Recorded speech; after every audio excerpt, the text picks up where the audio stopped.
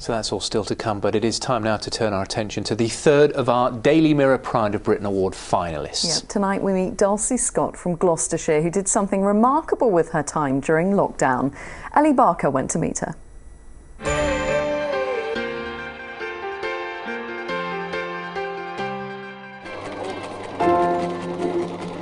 Dulcie Scott's sewing machine is rarely quiet, so when the costume supervisor was furloughed, she decided to put her skills to good use.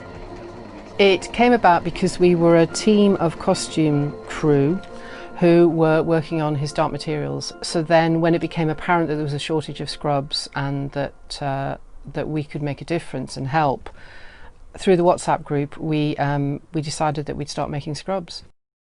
They called themselves Help Dress Medics, the same initials as his dark materials. We bought our first lot of fabric, which was the NHS approved correct fabric for the work and everything. So we weren't making it out of stuff that wouldn't last. This is what the NHS use. It can be boil washed frequently and all that kind of thing. Dulcie started it all off by spending her own money to buy the fabric. Thinking, well, you know, I'll put some money down, but I can't afford this. We initially hoped to raise £1,500 and it just went whoosh. In total, she says she raised over £100,000. I was a bit overwhelmed by everyone's generosity. Times are hard and you know, everyone is having to be very mindful of their money at the moment, and for someone to be generous and help someone else is just a really moving thing. She built up a team of 180 makers. And they were working like Billy-O, making scrubs and often having to do homeschooling or deal with all sorts of other stuff and financial worries and all the things that go with that. And then as other film and TV productions closed down and theatres closed down, the costume teams from all these other shows would ring and say, hey, I hear you're making scrubs, do you want a hand? So literally we had a call from the Batman team.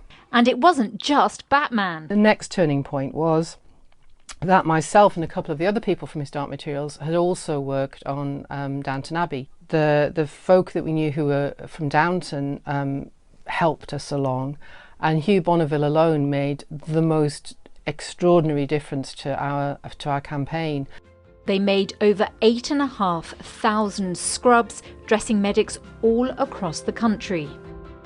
The medics loved it. They thought it was a hoot that people who'd been making, you know, Tom Hardy's coat in Taboo was now making their scrubs. And so many of the makers were so chuffed to see their stuff on a nurse or a doctor or care assistant.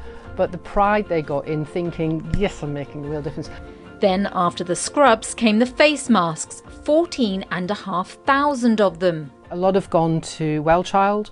A lot have gone to various food banks, so they've been distributed through the food banks, and to homeless centres and places like that. While Dulcie worked for hours in her sewing shed at her home in Mickleton in Gloucestershire, her friend of nearly 40 years, John Scott, kept her company. Why did you nominate Dulcie? The main reason I've nominated for is other people have lost their jobs and they've gone, oh, it's nice weather, I'm going to sit in the garden, do whatever.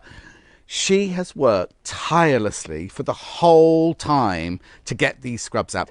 But Dulcie is one of these people that when she gets the bit in between her teeth, she wants to do it. Everything she does is top quality. Everything she does is very thorough. When this all came about and lockdown began, you thought you were going to spend your months doing a vegetable patch in the garden. Yeah. Now, when you think these 3 months later, all what you've achieved, how do you feel when you think about it? To be really brutally honest, if someone had sat me down and said, this is what you're going to do, I'd have gone, oh, I don't think so. I think I'm going to grow beans. I think it's given me a lot of faith in humans.